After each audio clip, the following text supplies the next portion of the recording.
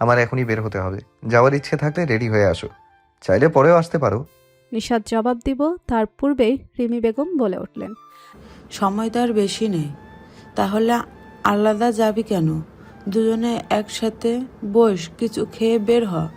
আমি খাবার বাড়ছি। রায়ান আর কিছু না বলে ডাইনিং টেবিলে গিয়ে বসে পড়ল। নিশাত ভেবেছিল একসাথে যাবে না, বলবে, কিন্তু শাশুড়ি মায়ের জন্য আর তা হলো না। কিচেন থেকে বেরিয়ে রায়ানের সামনে দিয়ে পুনরায় দৌড়ে উপরে উঠে গেল। রায়ান বইয়ের যাওয়ার পানে তাকিয়ে আলতো হেসে গম্ভীর স্বরে বলে উঠল, রোজ এক কথা বলতে কেন হয় স্টুপিড? দৌড়াতে বারণ করেছি না? আর তোমার ব্যাগ নিয়ে এসেছি, শুধু পোশাক পরিবর্তন করে দ্রুত আসো। রাস্তায় ধুলো উড়িয়ে ছুটে চলেছে গাড়িটা, তবে গতি স্বাভাবিকই আছে। নিশাত ভয়ে আর লজ্জায় একপাশে বসে আছে, আবার হাসিও পাচ্ছে। রায়ান সবই লক্ষ্য করল, বুঝলো। নিজেও ঠোঁট চেপে চাপা হেসে ভারী কিশোরে শুধালো। তুমি এত বাজি হয়েছো কবে থেকে? স্বর শুনে ভয়টা একটু বাড়ল। লোকটা সত্যি সত্যি রেগে গেল নাকি? রায়ানের পানে না তাকিয়েই জবাবে বলল, ওই আসলে আচ্ছা সরি। নিশাত থামতেই রায়ান পুনরায় গাম্ভীর্য ভাব বজায় রেখে বলে উঠল, খুলেছো যখন, কাছে থেকে সব দেখে আসছে, পালিয়ে এলে কেন? স্বর যাই হোক, বাক্য শুনে নিশাতের ভয়ে পালালো। কথার মানে বুঝতে পেরে মিনমিন করে আওড়ালো। নির্লজ্জ লোক কি রায়ান জবাব দিল না। নিশাতের হঠাৎ চোখ পড়ল ড্যাশবোর্ডের উপর রাখা সেই কাগজের ফুলটার উপর, যা তার স্বামী তাকে দিয়েছিল। বাপের বাড়ি থেকে আসার দিন নিয়ে এসেছিল, শুধু গাড়ি থেকে নামাতে ভুলে গেছিল। দেখতে পেতেই হালকা ঝুঁকে ফুলটা হাতে নিল, ঘুরিয়ে ঘুরিয়ে দেখতে লাগলো। রায়ান তো অবলোকন করে নির্লিপ্ত স্বরে শুধালো, এটা কিসের কাগজ জানো? কিসের কাগজ? Divorce paper. জবাব পেয়ে নিশাত চোখ ছোট ছোট করে তাকালো বরের পানে, আশ্চর্য হয়ে শুধালো। ডিভোর্স পেপার কই পেলেন আপনি? রায়ানের সেই একই নির্লিপ্ত স্বর ভেসে এলো। তোমার শ্বশুর মশাই আমাকে উপহার দিয়েছিল। যাই হোক, বাদ দাও। নিশাত যেন সব হিসাব মিলিয়ে কিছু একটা বুঝতে পারল। এক চিলতে হেসে বলে উঠল, এই ফুল আমি কখনো হারাতে দিব না, নিজের কাছেই রাখবো সযত্নে। একটা কাগজের ফুল নিজের কাছে এত যত্ন করে রাখার কি আছে? বুঝল না রায়ান, শুধিয়ে উঠল। কেন? দুটো কারণে। রায়ান অবুজের মতো প্রশ্ন করল। দুটো কারণ? নিশাত স্বামীকে তার পানে তীক্ষ্ণ দৃষ্টিতে তাকিয়ে থাকতে দেখে চাপা হেসে বলে উঠল, প্রথমত, এটা আমার স্বামীর থেকে পাওয়া প্রথম ফুল বা উপহার বলতে পারেন, তাই। আর দ্বিতীয়, প্রথম কারণ শুনে হয়তো ভালো লাগলো, কিন্তু দ্বিতীয় কারণ শোনার জন্য উদগ্রীব হয়ে উঠল, কিন্তু মুখে ততটা প্রকাশ করল না। নির্জীব স্বরে জিজ্ঞেস করল, আর দ্বিতীয় কারণ? যাতে যখনই আপনি আমাকে ধমকাবেন, বকবেন, তখনই এই কাগজে ছোট্ট একটা সই করে দিয়ে আমি পগার পার হয়ে যেতে পারি। কথার মানে বুঝতে পেরেই অকস্মাৎ গাড়ির ব্রেক কষল। রেগে তাকিয়ে ধমকে বলল, এখানেই ফেলো ওটা স্টুপিড, ফেলো বলছি। নিশাত তো মজা করতে বলেছিল, কিন্তু এই লোক সামান্য কথাতেই এত রেগে যাবে কে জানতো। ভয়ে ফুলটা পিছনে লুকিয়ে নিচে দরজার সাথে মিশে বসলো। ভয়কে সামান্য দমিয়ে বলে উঠল, এই দেখুন, আপনি এখনই আমাকে ধমকাচ্ছেন। আমি কিন্তু সত্যি সত্যি আব্বুকে বলে এটাতে বলে সই করে দিব। বউয়ের হুমকি শুনে রায়ান একটা হতাশ শ্বাস ফেলল। এই মেয়ে তাকে ভয় দেখাচ্ছে। সে না চাইলে কখনো এই মেয়ের কখনো ক্ষমতা হবে তাকে ডিভোর্স দেওয়ার? কিন্তু বাবাকে নিয়ে ঠিকই ভয় পায়, কোনো বিশ্বাস নেই তাকে। এ নিয়ে দুবার ডিভোর্স নিয়ে ভয় দেখানো হয়ে গিয়েছে। ভেবে নিজেকে একটু শান্ত করে বোঝানোর স্বরে বলল, ওটা ফেলে দাও পাখি, আমি তোমাকে এর চেয়েও সুন্দর সুন্দর উপহার এনে দেবো। চাইলে পুরো একটা ফুলের দোকান দিয়ে দেবো, শুধু এটা ফেলে দাও। স্বামীর শান্তস্বর শুনে নিশাত মুখ লটকে বলে উঠল, আমি এটা ফেলবো না। আপনার থেকে প্রথম পেয়েছি আমি, অমন কিচ্ছু করব না, বিশ্বাস করুন। শুধু ফুলটা রাখতে দিন, ও সব কথাও আর বলবো না, প্রমিস। রাখতে দেওয়ার ইচ্ছে না হলেও বউয়ের কাছে হার মানল। হতাশ শ্বাস ফেলে পুনরায় গাড়ি স্টার্ট দিল। স্বামীকে গাড়ি চালাতে দেখে নিশাত সিটে ভালোভাবে বসলো।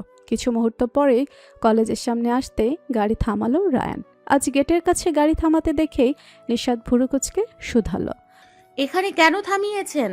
বউয়ের প্রশ্ন পেয়ে তার পানে তাকিয়ে জবাব দিল, অন্য জায়গায় কাজ আছে আমার, যেতে হবে এক্ষুনি। তুমি যাও, আর ক্লাস শেষ হলে আবার কেবিনে গিয়ে বসে থেকো, আমি এসে নিয়ে যাব। না হলে ড্রাইভারকে পাঠিয়ে দিব, চলে যেও। নিশাত মাথা নেড়ে সম্মতি জানিয়ে গাড়ি থেকে নেমে পড়ল। হেঁটে গেট পেরিয়ে ভেতরে যেতেই রায়ান গাড়ি ছুটিয়ে নিজের গন্তব্যের দিকে অগ্রসর হল। নিশাত ঢুকতেই তার দুই সৈন্যের দেখা পেল। দৌড়ে গেল তাদের কাছে। তিনজনে মিলে কতক্ষণ বাইরে বসে গল্প করে, আড্ডা দিয়ে তারপর ক্লাসের দিকে চলে গেল। রায়ানের কেবিনে সোফায় বসে রোগীদের ডিটেলস লিখে রাখতে ব্যস্ত নিশাত। তার স্বামী যেন আজ ভীষণ ব্যস্ত, তাতে তাকে কলেজে আনতে পর্যন্ত যায়নি। এখন রোগী দেখছে নিচের কেবিনে বসে লোকটা। সে এসেই আগে কেবিনে এলোমেলো ফাইলপত্র সব গুছিয়ে রেখেছে। তারপর কিছু খেয়ে সেই যে বসে আর উঠতে পারেনি। তার স্বামীও রোগী দেখা বাদ দিচ্ছে না। এদিকে তার বসে থাকতে থাকতে পা যেন ব্যথা হয়ে গেছে। ইচ্ছে করছে শরীরটা এখানেই এলিয়ে দিতে, কিন্তু রোগীদের সামনে তাও পারছে না। রায়ান আর চোখে তাকিয়ে দেখে বউয়ের অবস্থা ঠিকই বুঝল। শেষ একটা রোগী দেখে মাহিরুল চাচার উদ্দেশ্যে ডেকে বলে উঠল, চাচা, আজ আর কোনো রুগী দেখবো না, কেউ যেন না আসে। মাহিরুল চাচা সম্মতি জানাতেই রায়ানও নিজের শরীরটা চেয়ারে এলিয়ে দিল। নিজেও অনেকটা ক্লান্ত। কোনা চোখে বইয়ের পানে তাকিয়ে বইয়ের ভোতা মুখখানা অবলোকন করে বলল, এখন শুয়ে পড়ো ওখানে। নিশাত সত্যি সত্যি ওখানে শুয়ে পড়ল, যেন হাঁপ ছেড়ে বেঁচেছে সে। রায়ান ফের বলল, ক্ষুধা পেয়েছে, কিছু খাবে? নিশাত মাথা নেড়ে না বোঝালো। এখন বোধহয় বিকেল ঢল পড়তে শুরু করেছে, একটু রেস্ট নেই বাড়ি ফিরে যাবে ভাবল। রায়ান আবার কিছু মনে পড়তেই বলল, তোমার তো স্যালারি পাওয়ার সময় হয়ে গেছে, কত চাও বলো? নিশাত হালকা কাত হয়ে রায়ানের পানে তাকিয়ে শুলো। প্রথম মাসের স্যালারি হিসেবে তো ফোন পেয়েছিল, তার বুঝি একটা মাস কেটে গেছে। কখন পার হয়ে গেল এতগুলো দিন? আর স্যালারি দিয়েই বা কী করবে? সবই তো দেয় শ্বশুর শাশুড়ি আর স্বামী মিলে। তবুও নিজের হক ছাড়তে চাইল না, তাই বলল, যা খুশি দিয়েন। কেন, তোমার কোনো ডিমান্ড নেই? কথাটা শুনতেই কিছু একটা ভাবলো নিশাত। ভেবে প্রশ্ন করল, আমাকে ফোন দিয়েছিলেন কত দিয়ে? এমন প্রশ্ন শুনে বুড়ো তাকালো রায়ান। পরক্ষণে বুড়ো স্বাভাবিক করে শান্ত স্বরে বলল, 40 দিয়ে কিনেছিলাম, অনেক দামি হয়ে গিয়েছিল তাই না, বলো? তার কাছে বেশি হলেও টাকাওয়ালা মানুষদের কাছে বেশি কি করে হয়? নাকি তার সাথে মজা নিচ্ছে?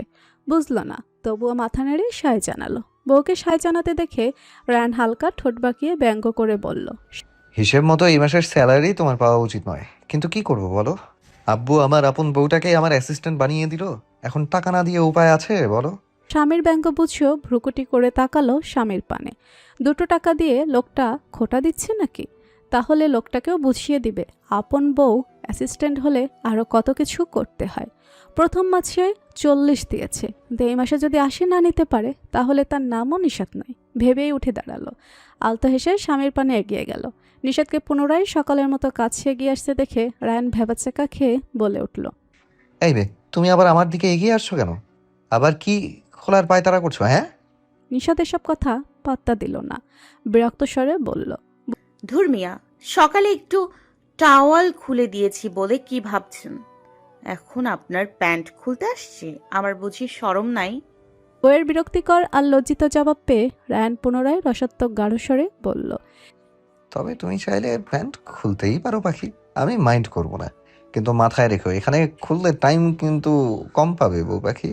এমন নির্লজ্জ বাক্য শুনে নিশাতের কাশি উঠে গেল। তা দেখে রায়ান মিটিমিটি হাসল। রায়ানকে হাসতে দেখে নিশাত নিজের লজ্জা দূরে ঠেলে রায়ানের কোলের উপর পা ঝুলিয়ে বসে পড়ল। দুহাতে গলা পেঁচিয়ে ধরল। রায়ান তবদা খেল। এই মেয়ে কাল রাতেই তো তার কোলে বসতে লজ্জা পাচ্ছিল, আর এখন দেখো কত নির্বিঘ্নে নিচে থেকে বসে পড়েছে। বইয়ের কোনো মতলব আছে বুঝতে পেরেও বউকে লজ্জা ভুলে কাছে আসতে দেখে ভালো লাগলো। নিচু এক হাতে পেঁচিয়ে নিজের সাথে মিশিয়ে বসালো। নিশাত রায়ানের চোখে চোখ রেখে বলল, আমার ডিমান্ডের কথা শুনবেন না হাজব্যান্ড? রায়ান বউয়ের একটা হাত গলা থেকে ছাড়িয়ে ঠোঁটের সামনে ধরে তাতে একটা আলতো চুমু খেয়ে শান্ত কণ্ঠে আওড়ালো, বলুন মিসেস, আপনার ডিমান্ড কি? নিশাত কবা চোখ পিটপিট করে তাকিয়ে মুখটা স্বামীর কানের কাছে নিয়ে গেল। রায়ানের কানের সাথে ঠোঁট মিশিয়ে ফিসফিস করে বলে উঠল, আমার ডিমান্ড, বলুন মিসেস, আপনার ডিমান্ড। আপনার মিসেস আপনার সাথে শপিং এ যেতে চায় হাজব্যান্ড। বউয়ের আবদার শুনে হেসে ফেলল রায়ান। বউকে আরেকটু শক্ত করে বুকে জড়িয়ে ধরল। নিশাত মুখ উঠিয়ে সামনে আনতে রায়ান গাঢ় হাসকি স্বরে শুধালো, শুধু এইটুকুই আপনার ডিমান্ড? আর কিছু চান না স্বামীর থেকে? আমি কিন্তু সব দিতে প্রস্তুত চড়ুই পাখি। নিশাত তড়িঘড়ি মাথা নাড়িয়ে না বুঝিয়ে বলে উঠল, আপাতত এটুকুই দিন, তাতেই হবে। ঠিক আছে, আজকেই যাবেন? স্বামীর সম্মতি পেয়ে নিশাত কোল থেকে উঠে পড়ল। আগের বসা জায়গার দিকে অগ্রসর হয়ে বলল, আপনি যেদিন নিয়ে যাবেন। রায়ান পুনরায় নিজের দেহখানা চেয়ারে এগিয়ে দিয়ে বলল, সন্ধ্যার পর থেকে ফ্রি আছি, নিয়ে যাব। এখন একটু রেস্ট নিয়ে নিই কেমন? ভীষণ টায়ার্ড আপনার স্বামী। নিশাত মাথা নেড়ে নীরব সম্মতি জানালো। দুজনেই কিছু সময় কেবিনের মাঝে কাটিয়ে ক্লান্ত শরীরখানাকে প্রশান্তি দেওয়ার চেষ্টা চালালো। আলো আধারিয়া ব্যস্ত সড়ক বেয়ে গাড়িখানা ছুটে এসে থামল মস্ত বড় এক শপিং মলের সামনে। রায়ান আগে গাড়ি থেকে নেমে বেরিয়ে এলো। হেঁটে বিপরীত পাশে গিয়ে দরজাটা খুলে দিতেই নিশাত বেরিয়ে এলো। রায়ান নিশাতের একটা হাত নিজের হাতে রাজলাই নিয়ে সামনে অগ্রসর হলো। নিশাত সম্মুখে তাকিয়ে দেখল শপিং মলটা আলো ঝলমল করছে। চারিপাশে মানুষের আনাগোনা বেশ। এখানে বোধহয় সব টাকাওয়ালারাই আসে। সবার পোশাক দেখে তাই মনে হলো। স্বামীর সাথে পা মিলিয়ে চলল উপরের দিকে। এলিভেটরে চড়ে কয়েকতলা উপরে এসে থামতেই দেখল চারিপাশে বিভিন্ন পোশাকে ভরপুর। রাতের বেলার বাল্বের আলো পড়ায় সব কেমন ঝিকিমিকি করছে। রায়ান নিশাতকে নিয়ে লেডিস কর্নারে নিয়ে গিয়ে শুধালো। বলো কি কিনতে চাও? নিশাত এতক্ষণ আশেপাশে দেখছিল। স্বামীর প্রশ্ন শুনে তার পানে তাকিয়ে মিষ্টি হেসে জবাবে বলল, আমি বাড়ির সবার জন্য শপিং করতে চাই। বইয়ের জবাব পেয়ে রায়ান ভ্রুতে ভাঁজ ফেলে শুধালো। বাড়ির জন্য কিনতে হবে কেন? নিজের জন্য কেনার হলে কেন? নিশাত পুনরায় আশেপাশে চোখ ঘুরিয়ে দেখতে দেখতে বলল, আমার ইচ্ছে হয়েছে তাই আমি কিনবো। আপনার টাকায় তো আর কিনছি না, নিজের টাকায় কিনবো, তাই আপনি চুপ থাকুন। রায়ান চোখ ছোট করে চাইল। 2 টাকা ইনকাম করে তো এই মেয়ের বিশাল জোর বেড়ে গেছে মনে হচ্ছে। যদি সে টাকা না দেয় তাহলে কোথায় পাবে? জোর একটা শ্বাস ফেলে ছোট করে উচ্চারণ করলো। ঠিক আছে, যা ইচ্ছা করো। বলে নিশাতকে নিয়ে একটা জায়গায় বসলো। নিশাত খুঁজে খুঁজে 2 শাশুড়ি, শ্বশুর, দেবর, ননদ সবার জন্য পোশাক কিনলো। এমনকি নিজের বাবা মার জন্যও কিনলো। রায়ান নিজেও কিছু ভেবে নিজের বউয়ের জন্য কতগুলো শাড়ি, অন্যান্য পোশাক কিনলো। বিয়ে হয়ে গেছে এতদিন হলো, অথচ সে এখন অবধি কিছুই দেয়নি বউকে, শুধুমাত্র একটা ফোন ছাড়া। আলমারি ভরা মেয়েটার যা পোশাক আছে সব তার মা বাবার দেওয়া। এটা কি ভালো দেখায়? তাই আজ যখন বউকে নিয়ে এলো তখন সব কিনেই নিল। এখন থেকে বউয়ের সব জিনিস না হয় সেই কিনে দিবে। কেনাকাটা শেষ হতেই কাউন্টারের দিকে আগাতে যাবে, তখনই আর একটা শাড়ি দেখে নিশাত দাঁড়িয়ে পড়ল। নিশাত একজনকে ডেকে শাড়িটা দেখাতে বলল।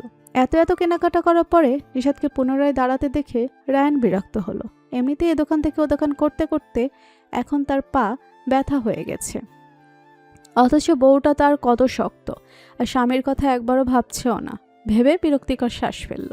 নিশাতের পাশে গিয়ে দাঁড়াতেই তারও হঠাৎ চোখ পড়ল ঝুলিয়ে রাখা একটা পোশাকের দিকে। দেখতেই চোখ থেকে বিরক্তি সরে গেল। আস্তে হেঁটে বউয়ের পিঠ ঘেঁষে দাঁড়ালো। কানের কাছে মুখ নিয়ে ফিসফিস করে বলল, পাখি, ঝুলিয়ে রাখা পোশাকটা দেখো। বলে চোখ দিয়ে ইশারা করে দেখালো। স্বামীর দেখানো ইশারা বরাবর তাকাতে নিশাতের উষ্টা খাওয়ার উপক্রম হলো। ভীষণ লজ্জা পেল মেয়েটা।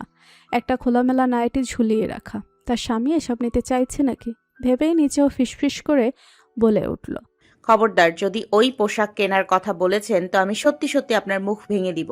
রায়ান আর একটু ঝুঁকে স্বরে গাঢ়ত্ব মিশিয়ে আওড়ালো, যা ভাঙার ভাঙো, শুধু দেখার জন্য চোখ দুটোকে ছেড়ে দিও। আমি বউকে ওই পোশাকে দেখতে চাই। নিশাতের লজ্জায় মরি মরি অবস্থা হলো। সবার সামনে কিনলে সবাই নিশ্চয়ই ভাববে সেই পরবে এসব। ইস, কি ছোট পোশাক। রায়ানকে বারণ করলেও তা শুনল না। সত্যি পোশাকটা কিনে নিল। নিশাত লজ্জায় আর রাগে নিজের দেখা শাড়িটাই কিনতে ভুলে গেল। রেগে রেগে স্বামীর পিছু ছুটল। রায়ান কাউন্টারে বিল পে করতে এসে যেন মাথায় বাজ করল। দাম প্রায় লাখ ছুঁই হওয়ারই কথা। প্রথমত সব দামি পোশাক, তার উপর বউ আবার গোষ্ঠীশুদ্ধ সবার জন্য ডাবল পোশাক কিনে ফেলেছে। এমএ তো সারা বছরে এত টাকা স্যালারি পেত না। এই জন্যই বুঝি তখন এত সুন্দর করে কাছে গিয়ে আবদার করেছিল। রায়ান থমথমে মুখে বিল পে করে দিল। রায়ানের মুখের অবস্থা দেখে নিশাত এবার মুচকি হেসে উঠল। রায়ান ব্যাগগুলো নিয়ে গাড়ির দিকে আগাতে আগাতে বিড়বিড় করে উঠল, দয়া মায়াহীন বউ একটা। এর থেকে ভালো ছিল 10,000 টাকা ধরিয়ে দিতাম, একদিনে সব শেষ। বিড়বিড় করলেও নিশাত কাছাকাছি থাকায় সব শুনল, তবে জবাব দিল না। রায়ান ব্যাগগুলো ভেতরে রেখে দিয়ে নিশাতের পানে ফিরে বলল, নিশ্চয়ই খিদে পেয়েছে, চলো উপরে খেয়ে আসি। এই পর্যায়ে নিশাত মজা করে বলে উঠল, খাবার খাওয়ানোর মতো টাকা অবশিষ্ট আছে। বউ কি তাকে নিয়ে মজা উড়াচ্ছে নাকি ভেবে বউয়ের একটা হাত ধরে উপরের দিকে যেতে যেতে থমথমে কণ্ঠে বলল, তোমার স্বামী এখনো এতটা গরিব হয়ে যায়নি যে বউকে একটু খাওয়াতেও পারবে না। কথা কম বলে দ্রুত চলো। নিশাত চুপচাপ ভদ্র মেয়ের মতো সাথে চলল। ওই মলেরই একটা রেস্টুরেন্টে এসে বসলো বউকে নিয়ে রায়ান। মুখটা এখনো থমথমে। এসে নিজের ইচ্ছে মতো খাবার অর্ডার দিল। নিশাত স্বামীর রিয়াকশন দেখে আড়ালে হেসে নিজেও মুখটাকে গম্ভীর বানিয়ে বলল, ঠিক আছে। এরপর থেকে প্রতি মাসে মাত্র 5,000 করে দিয়েন, তাতেই হবে আমার। রায়ান বউয়ের পানে এক ভুরু উঁচিয়ে তাকাল, কণ্ঠ খাদে নামিয়ে বলে উঠল। 5 কেন? এখন থেকে 5 মাস পর্যন্ত কোনো বেতনই পাবে না তুমি। কথাটা শুনে নিশাত মুখ ভেঙচি মেরে আওড়ালো। কিপটে বস কোথাকার। রায়ান তা শুনতে পেয়ে ভাবলেশীন বলে উঠল। শোনো পাখি, তোমার শ্বশুরের অনেক টাকা থাকলেও তোমার স্বামীর এখনো অত টাকা হয়নি যে একদিনেই এসেই লাখ খরচ করে ফেলবে। তোমার চিন্তা না থাকলেও আমার আছে। 2 দিন পর আমার বাচ্চা আসতে চলেছে, তাদের জন্য সেভিংস করতে হবে না বলো? শেষ কথা শুনে নিশাতের চোখ বেরিয়ে আসার উপক্রম হলো। এখনো বাসর হলো না আর এই লোক সন্তানের জন্য সেভিংসের কথা ভাবছে। মাথা যেন চক্কর দিল, আবার একটু খারাপও লাগলো। সে বেশি করে ফেললো না তো? সে তো আর লোভ করে এখানে আসেনি। বাবার কাছে তো কোনোদিন একটা দামি জিনিস চেয়েও দেখেনি। সেখানে একটু টাকার মুখ দেখতেই তার দামি পড়ার শখও হয়নি। আর না তো নিজের জন্য কিছু কিনেছে। রায়ান যখন কিনলো তখন বারণও করেছিল, কিন্তু লোকটা শোনেনি। নিশাতের হঠাৎ কেমন অপরাধ বোধ হলো, মাথা নিচু করে ছোট করে বলল। আমি সরি, বেশি করে ফেলেছি আজ, তাই না? বউ যে তার কথায় নিজেকে অপরাধী ভাবতে শুরু করেছে তা বুঝল। নিজের পাশ থেকে উঠে গিয়ে বউয়ের পাশে গিয়ে বসে পড়ল। এক পাশ থেকে হালকা জড়িয়ে নিয়ে বলল। তোমার স্বামীর এতটাও কম নেই, বুঝেছ? যখন যা ইচ্ছে খরচ করবে, তুমি ছাড়া আর কে করবে বলো? আমি তো শুধু মজা করেছিলাম। নিশাদ চোখ তুলে তাকালো। লোকটা কি তাকে সান্ত্বনা দিচ্ছে নাকি? চোখে চোখ পড়তেই রায়ান চোখের ইশারায় বুঝিয়ে দিল সে মজাই করেছে। মুখে পুনরায় মজা করে উচ্চারণ করল। তবে যাই বলো পাখি, বাচ্চাদের কথা কিন্তু ভাবা উচিত। তোমার পিছে সব খরচ করে দিলে তারা যদি বাবার উপর অভিযোগ জানায় যে বইয়ের পিছে খরচ করতে গিয়ে তাদের জন্য কিছুই রাখিনি, তখন? নিশাদ জবাবে খিলখিল করে হেসে উঠল। লোকটা মনে হয় টাকা খরচ হওয়ার কারণে আজ পাগল হয়ে গেছে। না হলে না হওয়া বাচ্চা নিয়ে এসব কে বলে? তার ভাবনার মাঝে একজন কর্মী এসে খাবার দিয়ে গেল। দুজন চুপচাপ দ্রুততা শেষ করে নিচে নেমে এলো। গাড়িতে চড়ে পুনরায় ছুটল বাড়ির উদ্দেশ্যে। বাড়িময় যেন ছুটির খুশি খুশি আমেজ লেগে আছে। শুক্রবার বিধায় বাড়ির প্রতিটি সদস্য হলরুম জুড়ে আড্ডা দিচ্ছে। আড্ডার মূল যেন বাড়ির বড় পুত্রবধূ। কাল অনেক রাতে বাড়ি ফেরার কারণে কাউকে নিজের কিনে আনা পোশাকগুলো দেখায়নি। আর সবাইকে একসাথে পেয়ে যার যার পোশাক তাকে ধরিয়ে দিয়েছে। তা নিয়েই খোশ গল্পে মেতে উঠেছে সবাই। আরহান সাহেব আবার আবদার করেছে সকাল সকাল বৌমার হাতে চা খাবে। শ্বশুরের ইচ্ছা পূরণ করতেই নিশাত নিজের হাতে সবার জন্য চা করে এনে দিল। এমনকি রায়ানও আজ চা খেলো, তবে সেই চিরাচরিত চিনি ছাড়া। কিন্তু এত খুশির মাঝেও কোথাও যেন একটা অপূর্ণতার ছড়াছড়ি। নিশাত যখনই অর্থের জন্য আনা পোশাকটা সবাইকে দেখালো, তখনই সবার মুখ ভার হয়ে উঠল। এখানে সবাই উপস্থিত, শুধু বাড়ির মেয়েটাই উপস্থিত নেই। তার অনুপস্থিতি যেন সবার মনে একটা দাগ ফেলে গেছে। নিশাত যেন তা ভালোই বুঝল। সবার মন ঘোরাতে বলে উঠল। আপনাদের সবার পোশাক পছন্দ হয়েছে? নিশাতের প্রশ্ন শুনে সবাই এক টুকরো হাসলো, রায়ান ব্যতীত। আরহান সাহেব হাসি মুখে বলে উঠলেন। পছন্দ হবে না মানে? ভীষণ পছন্দ হয়েছে। গিন্নি দেখেছো, আমার বৌমা নিজের টাকায় আমাদের জন্য পোশাক কিনে এনেছে। পছন্দ হয়েছে তো তোমার? শেষ কথাটা নিজের স্ত্রী পানে তাকিয়ে শুধালো। স্বামীর সাথে সায় জানালেন রিমি বেগম। পাশ থেকে সাথী বেগম মজা করে বলে উঠল। তা নিশাত, তোমার স্বামী বুঝি লাখ খানেক দেয় স্যালারি? আসলে পোশাক দেখে তো মনে হচ্ছে লাখ ধরিয়ে দিয়েছে। নিশাত বুঝলো না চাচি মজা করলো নাকি ঠেস মেরে বলল। তবে যাই বলুক তার কি, ভেবে মুস্কি হেসে বলল। যাহা আপনার ছেলের তাহাই তো আমার, তাই না? তাহলে স্যালারি যাই দিক, টাকা তো সব আমারই হলো, তাই না? বলুন। নিশাতের জবাব পেয়ে সবাই পুনরায় হেসে উঠল। সাথী বেগম হাসলো কিনা বোঝা গেল না, তবে শান্ত কণ্ঠে আওড়ালো। তা তো ঠিকই। আর রায়ানের যা অবস্থা দেখছি দিন দিন, তাতে আমার মনে হচ্ছে কিছুদিন পর এই বাড়ি ঘরও তোমার নামে করে দিবে। ঠিক বললাম না রায়ান? চাচির প্রশ্নে বিব্রত বোধ করলো রায়ান, আর চোখে তাকালো বউয়ের পানে। বউটা তার মিটিমিটি হাসতে ব্যস্ত। সে দিন দিন যে বউ পাগল হয়ে যাচ্ছে, এটা কি সবাই বুঝে ফেলছে নাকি? একটা গলা খাকারি দিয়ে গম্ভীর স্বরে প্রত্যুত্তরে বলল। প্রয়োজন পড়লে দিব, তবে নিজেরটাই দিব, তোমাদেরটা নয়। রায়ানের জবাব পেয়ে পুনরায় সবাই টুকটাক কথা শুরু করলো। এর মাঝে রিমি বেগম সবার পানে একবার তাকালো। কাল রাতেই স্বামীর সাথে এ বিষয়ে কথা বলেছে। মেয়েটাকে রোজ ফোন করেন, কিন্তু তিনি মেয়েটা ফোন রিসিভই করে না। এভাবে আর কতদিন চলবে? নিশ্চয়ই মেয়েটা তাদের উপর অভিমান করে আছে। তাই স্বামীর সাথে কথা বলে একটা সিদ্ধান্ত নিয়েছে। পুত্রবধূর কাজে শুধু খুশি হয়ে সুযোগ পেতে একটু উচ্চস্বরে বলে উঠল। আমি আজ অর্থির শ্বশুর বাড়িতে যেতে চাই। আমার কর্তার থেকে পারমিশন নেওয়া হয়ে গেছে। তোমরা কেউ সাথে যেতে চাইলে যেতে পারো। রিমি বেগমের কথা শুনতেই সেখানে উপস্থিত আরমান সাহেবের মুখটা থমথমে হয়ে গেল। সাথী বেগমের চোখ দুটো ভারী দেখালো। রায়ান তখনও ভাবান্তরহীন। অর্থির বাড়িতে যাওয়ার কথা শুনতেই সবার আগে নিশাতি খুশি হয়ে উচ্চস্বরে বলল। আমি যেতে চাই আম্মু। খুশি হয়ে বলতে গেলেও পরক্ষণেই খুশিতে ভাটা পড়ল। স্বামীর রাগান্বিত চাহনি দেখতে আওয়াজ নিচু হয়ে এলো। তা লক্ষ্য করে আরহান সাহেব ছেলের পানে একবার তাকালো। ছেলে কেমন কঠোর চাহনিতে বৌমার দিকে তাকিয়ে থাকতে দেখে খেকিয়ে উঠল। এই ছেলে, তুমি আমার বৌমার পানে এভাবে তাকিয়ে আছো কেন? রায়ান বোর্ড থেকে চোখ সরিয়ে ভাবলেশীন বলে উঠল। আমার বউ, সো আমার যেভাবে ইচ্ছে তাকাবো। ছেলে কি সেদিনের ঝগড়ার কথা মনে রেখেছে নাকি? আর কি নির্লজ্জ ছেলে তার, এসব কথা বড়দের সামনে বলছে। তবে তিনিও দমে থাকার মানুষ নয়, তাই পুনরায় বলল। তাকাও যেভাবে ইচ্ছে, কিন্তু যেহেতু যেছে সেহেতু নিশাত যাবেই। দুদিন আগে ঘুরে এসেছে আব্বু। তাতে কি, যেতে যখন চেয়েছে পুনরায় যাবে, সমস্যা কোথায়? ঠিক আছে, তাকে জিজ্ঞেস করো, যদি যেতে চায় আমি বারণ করব না। ছেলের ভাবলেশীন কথা শুনে আরহান সাহেব পুত্রবধূর পানে তাকিয়ে শুধালো। আমাদের সাথে যেতে চাও আম্মু? শ্বশুরের প্রশ্ন শুনে নিশাত একবার স্বামীর পানে তাকালো। লোকটা নিটল চোখে তাকিয়ে আছে। ওই চোখে যে নীরব হুমকি লেগে আছে তা ভালোই বুঝলো নিশাত। একটা ঢোক গিলে শ্বশুরের পানে তাকিয়ে নিচু স্বরে জবাব দিল। আজ আপনারা যান আব্বু, আমি আবার পরে যাব। আরহান সাহেব হতাশ শ্বাস ফেলল। ছেলেটা তার আসলেই খাটাস। বউকে কেউ এভাবে ভয় দেখায়? তিনি আর কথা বাড়ালেন না। ওনারা থামতেই পাশ থেকে আয়ান বলে উঠল। আমিও যেতে চাই বড় আম্মু, কখন যাবে জানিও। এত কথার বিপরীতে আরমান সাহেব থমথমে মুখে উঠে দাঁড়ালো। গমগমে স্বরে নিজের মতামত জানালো। যার যেখানে যাওয়ার যাও, আমার অনেক কাজ আছে, তাই কোথাও যাচ্ছি না। শেষ করেই সেখান থেকে চলে গেলেন। নীরব হয়ে বসে থাকা সাথী বেগমের পানে তাকিয়ে রিমি বেগম শুধিয়ে উঠলেন। তা তুই কি যাবি নাকি তোরও কোনো কাজ আছে? যার প্রশ্ন শুনে তার পানে তাকিয়ে ছোট এক শব্দে প্রত্যুত্তর করল সাথী বেগম। যাব আপু। উত্তর পেয়ে হয়তো খুশি হলেন রিমি বেগম। পুত্রবধূকে ডেকে নিয়ে কিচেনের দিকে চলে গেলেন। প্রথমবার মেয়ের শ্বশুর বাড়ি যাবে। তাছাড়া মেয়েটা কতদিন তাদের ছেড়ে দূরে আছে। মেয়েটার জন্য কিছু তৈরি করে না নিয়ে গেলে হয় বুঝি। এজন্যই পুত্রবধূকে সাথে নিয়ে পুরোদ্যমে কাজে লেগে পড়ল।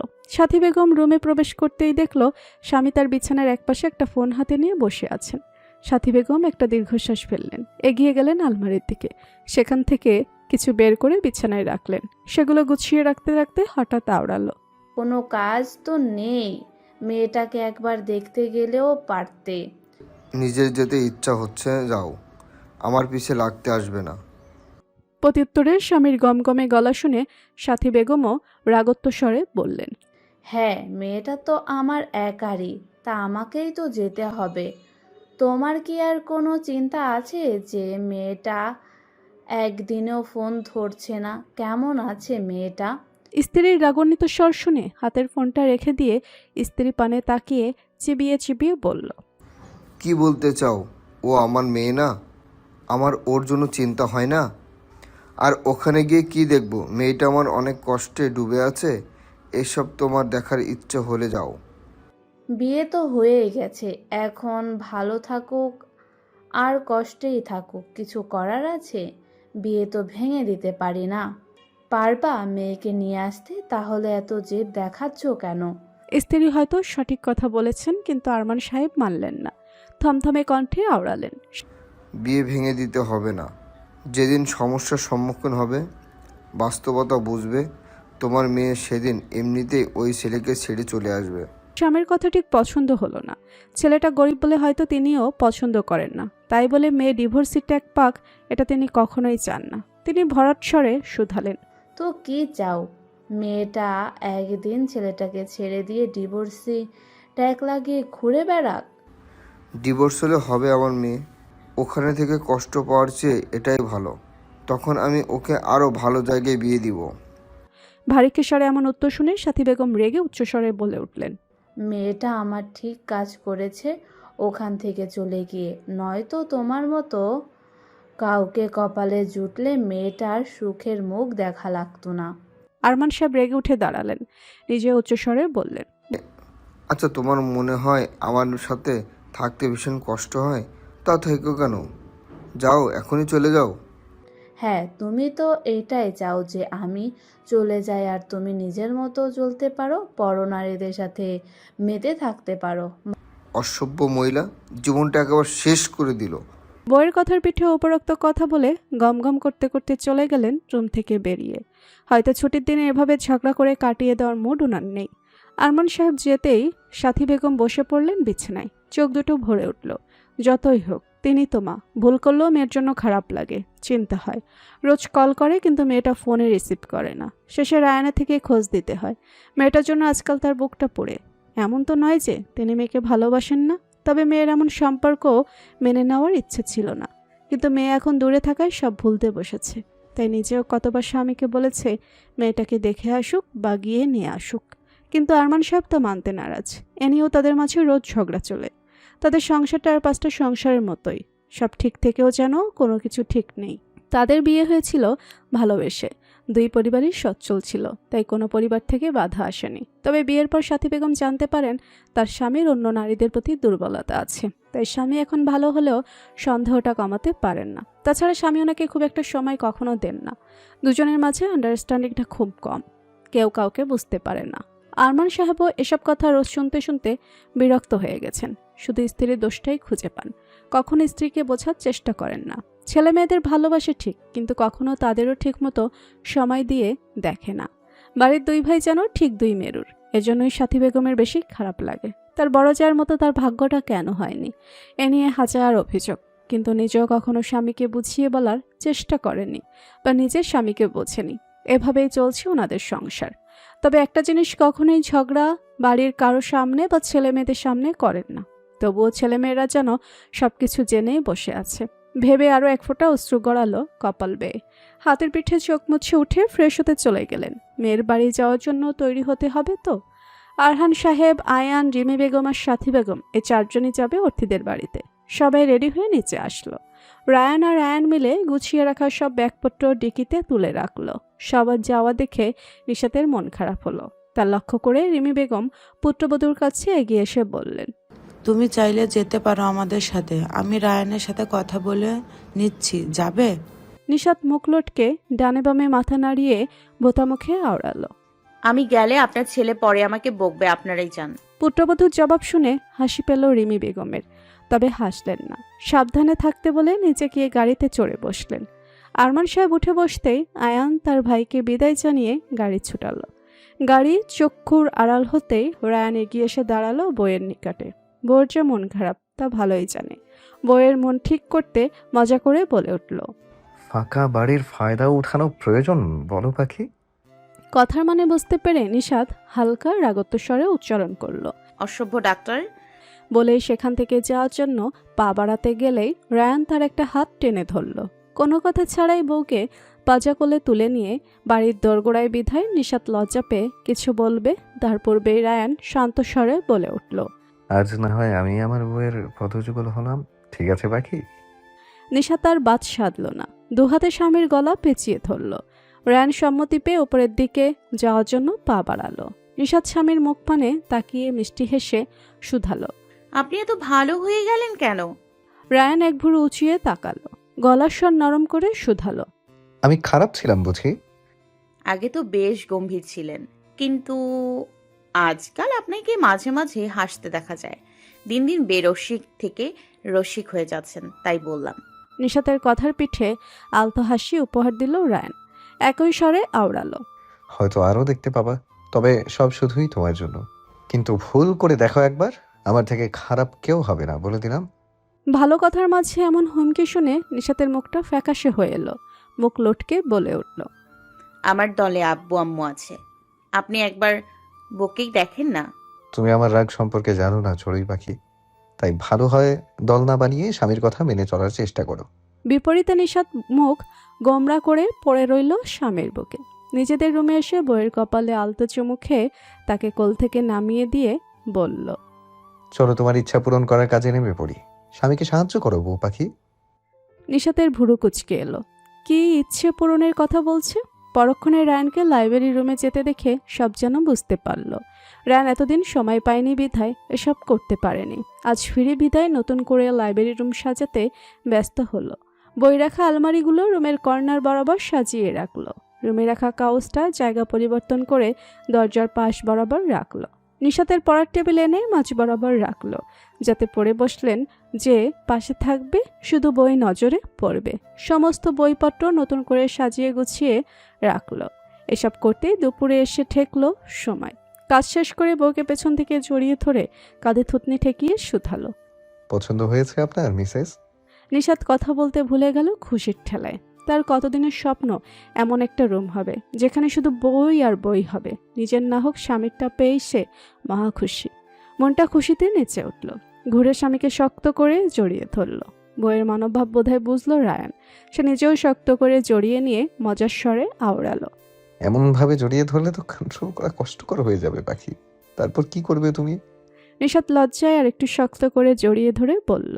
আপনার মুখ বন্ধ রাখুন। রায়ান সত্যি চুপ করল। নিশাত ওভাবে থেকে পুনরায় বলল। মনে আছে এখান থেকে একটা বই নেয়ার জন্য আপনি আমাকে বকেছিলেন? বইয়ের প্রশ্ন শুনে চুলের উপর মাথায় একটা চুমু খেয়ে আওড়ালো। ও সব ভুলে যাও। তখন রেগেছিলাম আমি। তবে আবারও বলছি, আমি রেগে গেলে ওর থেকেও বেশি বকা দিয়ে ফেলতে পারি। কিন্তু তোমার তখন স্বামীকে বোঝা উচিত। যদি কখনো দেখেছি রেগে বা কষ্ট পেয়ে উল্টাপাল্টা কিছু করেছো, তাহলে আমি তোমাকে জাহান্নাম দর্শন করিয়ে আনবো, মাথায় রেখো। নিশাত আড়ালে মুখ ভেঙালো। এ লোক কখনো ঠিক হওয়ার নয়। ভালো মন্দ মিশিয়ে সেই খিচুড়ি পাকাচ্ছে। ধমক এই লোক দেবেই। পরক্ষণে দুজন একে একে গোসল সেরে এলো। যদিও রায়ান সকালে একবার গোসল করেছে। এ লোকের কাজই বোধহয় সারাদিন গোসল করা। রায়ান পুনরায় বউকে কোলে নিয়ে নিচে এলো। তার মা রান্না করে রেখে গেলেও তার ইচ্ছে হলো নিজের হাতে কিছু রান্না করার। যদিও রান্না তেমন পারে না, তাই নিশাতের সহায়তা চাইল। নিশাতও মেনে নিল। নিশাতকে কাউন্টার টপের উপর বসিয়ে দিয়ে নিজে নিজে সবজি বের করে কাটতে শুরু করলো। নিশাত শুধু বসে বসে দেখল আর মাঝে মাঝে এটা সেটা দেওয়ার ইন্টারেকশন দিল। রায়ান সবজি চাপিয়ে দিয়ে ফ্রিজ থেকে কিছু ফল বের করে বউয়ের কাছে রাখলো। নিজের হাতেই নিশাতকে খাইয়ে দিল। রায়ান হঠাৎ এক টুকরো আপেল হাতে নিয়ে নিশাতের পানে তাকিয়ে বলল। এখন অন্যভাবে ট্রাই করো শোনা। বলে এই আপেলের টুকরোটা নিজের মুখে পুরে নিল।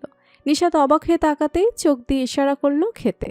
নিশাত অবাক আর লজ্জায় তখনও হা হয়ে তাকিয়ে। নিশাতকে খেতে না দেখে তার আর একটু কাছে দাঁড়িয়ে চোখ গরম করে তাকাতেই নিশাত খাওয়ার জন্য মুখ বাড়ালো। নিশাত চোখ বুজে ছোট একটা কামড় বসিয়ে সেখান থেকে কোনো রকম একটু নিয়ে খেলো। কিন্তু আনরোমান্টিক বউয়ের খাওয়ার ধরন বোধহয় পছন্দ হলো না রায়ানের। বাকি আপেলটুকু নিজে খেয়ে ছোট একটা কালো জাম নিশাতের সামনে ধরে নির্দেশ দিল। এটা মুখে নাও। নিশাত স্বামীর আজ্ঞা বুঝে শুষ্ক ঢোক গিলে ফলটা মুখে পড়ল। রায়ান বইয়ের দুপা কিঞ্চিত ফাঁক করে সে নিজে বইয়ের আরেকটু কাজ ঘেঁষে দাঁড়ালো। নিশাতের কান বরাবর গালের উপর নিজের দুহাত রেখে নিশাতের ঠোঁটে চেপে রাখা ফলটা নিজের মুখে নিল। ঠোঁটের উপর রায়ানের ঠোঁটের স্পর্শ পেয়ে নিশাত কেঁপে উঠল। সেই কম্পনকে প্রশমিত করতে রায়ান নিচের একটা হাত গাল থেকে সরিয়ে বইয়ের পৃষ্ঠদেশ শক্ত করে জড়িয়ে ধরে বইয়ের ওষ্ঠজোড়া সম্পূর্ণরূপে আঁকড়ে ধরল। কিন্তু এতে নিশাতের কম্পন কমার বদলে আরও বেড়ে গেল। নিজেকে ছাড়াতে ব্যস্ত হলো। হেতে রায়ান বিরক্ত হয়ে ছেড়ে দিয়ে গম্ভীর স্বরে বলল। সবসময় এত বাধা দাও কেন? কি সমস্যা? এমন স্বর শুনে নিশাত একটু ভয় পেয়ে গেল। কোনো মতে জোরে শ্বাস ফেলে বলল। বাড়িতে কত সার্ভেন্ট আছে, যদি কেউ চলে আসে? বইয়ের শঙ্কা বুঝল, তবে এতে তার বিরক্তি কমল কিনা বোঝা গেল না। বইয়ের থেকে সরে রান্নায় হাত দিয়ে সে একই স্বরে বলল। যতক্ষণ আমি এখানে আছি ততক্ষণ কেউ এখানে আসবে না। এখন শান্ত হয়ে বসো, আমিও আসছি না কাছে। লোকটা কি রেগে গেল বুঝতে না পেরে শুধালো। আপনি কি রেগে গেছেন? আমি সরি। বইয়ের মুখে সরি শুনে রায়ান জোরে একটা শ্বাস ফেলল। শান্ত স্বরে বলল। রাগ করিনি, তবে কখনো আমাকে বাধা দিবে না, বুঝেছো? নিশাত মুখে হ্যাঁ না কিছুই বলল না, শুধু নীরবে স্বামীর পানে তাকিয়ে থাকলো। রায়ানও যেন নির্দেশ দিল, তাই জবাব পাওয়ার আশা করল না। রান্না শেষ হতে রায়ান সব গুছিয়ে বউকে নিয়ে খেতে বসলো। খাওয়ার মাঝে রায়ানের ফোন এলো। ফোন রিসিভ করে রায়ান যেন আরও বিরক্ত হলো। ইচ্ছে ছিল সারাদিনটাই আজ বউয়ের সাথে কাটাবে, তা বোধহয় আর হলো না। ফোনটা রেখে দিয়ে বউয়ের পানে তাকিয়ে মুখ গোমরা করে বলল। আমাকে এখন যেতে হবে। একা থাকতে পারবে নাকি যাবে আমার সাথে? রায়ান চলে যাবে শুনে খারাপ লাগলো নিশাতের, তবে রায়ানের সাথে গিয়ে সময় নষ্ট করতে চাইল না। মুখে বলল। পারবো থাকতে, আপনি একাই যান আর দ্রুত ফিরে আসবেন। বইয়ের জবাবে খুশি হলো কিনা বোঝা গেল না। খাওয়া শেষ করে উঠে বইয়ের পাশে এসে দাঁড়ালো। বইয়ের কপালে আলতো স্পর্শ দিয়ে সাবধানে থাকতে বলে চলে গেল। নিশাত সব গুছিয়ে রেখে রুমে গিয়ে বই নিয়ে বসলো আর অপেক্ষা করতে লাগলো কখন তার স্বামী চান আর বাড়ির বাকি সদস্য ফিরে আসে তার জন্য। ছুটির দিন, তাই আজ বাড়িতেই আছেন নিতু বেগম। প্রত্যেক ছুটির দিনে একাই কাটায়, কিন্তু আজ একজন সঙ্গী পেয়ে তার সাথে সময় কাটানোর ইচ্ছে পোষণ করলেন। সকালের খাওয়া শেষে পুত্রবধূকে নিয়ে এসেছে বাইরে। তেল গরম করে এনে তাই নিজের হাতে দিয়ে দিচ্ছে মেয়েটার মাথায়, আর তার জীবনের গল্প শুরু করেছেন। এতদিন পরে কাউকে পেয়ে যেন নিজের সব গল্প নিয়ে বসেছেন তিনি। অর্থী এতে বিরক্ত হলো না, বরং ভালো লাগলো। এভাবে মাথায় তেল দিয়ে দিচ্ছে, আবার তার সাথে এত কথা বলতে এতে তারও যেন একাকিত্ব দূর হয়ে যাচ্ছে। তারও তো এ বাড়িতে সময় কাটে একা একা। শাশুড়ি মা স্কুলে চলে যায় আর সে একা হয়ে যায়। ভাগ্যিস নির্ভরের ছোট ছোট দুটো চাচাতো ভাই বোন আছে, তারা না থাকলে তো সে কেঁদেই ফেলতো। অর্থী নিজেও শাশুড়ির সাথে আজখোশ গল্পে মেতে উঠল। গল্প করতে করতে দুপুর এসে ঠেকেছে, তাও দুজন ভুলতে বসলো। হঠাৎ নিজেদের উঠোনে একটা গাড়ি থামার শব্দে ধ্যান ছুটল দুজনের। অর্থী গাড়ির পানে তাকাতেই চোখ স্থির হয়ে গেল। তারপর যখন একে একে গাড়ি থেকে মা, ভাই, বড় আব্বু আর বড় আম্মুকে নামতে দেখলো, তখনই চোখ দুটো ভারী হয়ে এলো। আরহান বাবুকে দেখিয়ে নিতু বেগম চিনতে পারলেন, তাই তো তড়িঘড়ি করে উঠে এসে আগে কুশল বিনিময় করলেন। ঘরের ভেতর গিয়ে বসার অনুরোধ জানালেন। অর্থে উঠে ছোট ছোট পায়ে তাদের সামনে এসে দাঁড়ালো। আয়ান বোনকে দেখে আগে বুকে নিয়ে তার হালচাল জানতে চাইল। অর্থী ধরাসরে জবাব দিল। আয়ান বোনকে ছেড়ে দিতেই অর্থী তার বড় আম্মুর সামনে গিয়ে দাঁড়ালো। রিমি বেগম আর সাথী বেগম তাকিয়ে তাকিয়ে দেখলো নির্ভারদের বাড়িটা। তা লক্ষ্য করে অর্থী ব্যথতর হেসে বলে উঠল, মেয়ের শ্বশুরবাড়িতে এসে লজ্জিত বোধ করছো বড় আম্মু? কিন্তু বিশ্বাস করো, আমার স্বামী গরিব বলে আমার একটুও লজ্জা লাগে না, খারাপও লাগে না। মেয়ের কথা শুনে মায়াময় দৃষ্টিতে তাকালেন মেয়ের পানে। কাছে গিয়ে মুখে হাত বুলিয়ে দিয়ে ধীর স্থির কণ্ঠে আওড়ালেন রিমি বেগম, একটা কথা বল, আমি তোর মা নাকি তুই আমার? এত বড় বড় কথা কবে থেকে শিখেছিস? নাকি বিয়ে হতেই বড় হয়ে গেছিস? যদি লজ্জায় পাবো তাহলে কি এখানে আসতাম বল? এতদিন পর বাড়ির সবাইকে দেখে নিজেকে ঠিক রাখতে কষ্ট হলো অর্থের। না চাইতেও পানি গড়ালো চোখ বেয়ে। তা দেখতেই রিমি বেগম বিচলিত হয়ে মেয়েকে বুকে আগলে নিলেন, ফের শুধালেন, কেমন আছিস আম্মু? ফোন রিসিভ করিস না কেন আমার? বিয়ে হতেই বড় আম্মুকে পর করে দিয়েছিস বুঝি? অর্থী নিজেকে সামলানোর চেষ্টা করে উত্তর করল, ভালো আছি বড় আম্মু, তুমি কেমন আছো? ভালো। জবাব পেয়ে অর্থী ওনাকে ছেড়ে দিয়ে বড় আব্বুর সাথে কথা বলে আধারে ঘেরা মুখ নিয়ে দাঁড়িয়ে থাকা নিজের মায়ের সামনে দাঁড়ালো। নিজেই মাকে জড়িয়ে নিয়ে শুধালো, কেমন আছো আম্মু? মেয়েকে এতদিন পর বুকে পেয়ে সাথী বেগমেরও চোখে পানি এলো। সন্তর্পণে তা মুছে নিয়ে মেয়েকে বুকে জড়িয়ে নিয়ে জবাব দিলেন, ভালো আছি, তুমি কেমন আছো? ভালো, চলো সবাই ভেতরে। বলে সবাইকে বড় ঘরের ভেতরে নিয়ে বসতে দিল। এখনো গোসল করেনি বিধায় অর্থী আগে গোসল সেরে এলো। শাশুড়ির সাথে হাতে হাত মিলিয়ে সবাইকে খেতে দিল। আরহানবাবু জানালেন তারা একটু পরেই চলে যাবেন, এসেছিল শুধু মেয়েটাকে দেখতে। এটা শুনতে অর্থীর মন খারাপ হয়ে গেল, তবে কিছু বলল না। চলে যাবে বিধায় নিতু বেগম দ্রুত বাড়িতে যা ছিল তাই দিয়ে রান্না চাপালেন। অর্থী শাশুড়িকে একা ছাড়ল না, টুকটাক কাজে হেল্প করলো। সাথী বেগম আসার পর থেকে মেয়েটার সব কর্মকাণ্ড লক্ষ্য করলেন। মেয়েটা বাইরে তৈরি একটা বাথরুম থেকে গোসল করে এসেছে, আবার শাশুড়ির সাথে কাজ করছে। নিশ্চয়ই এ বাড়িতে সাধারণ এক গ্যাসের চুলা ছাড়া আর কিছুই নেই যা দিয়ে সহজে রান্না করে খেতে পারবে।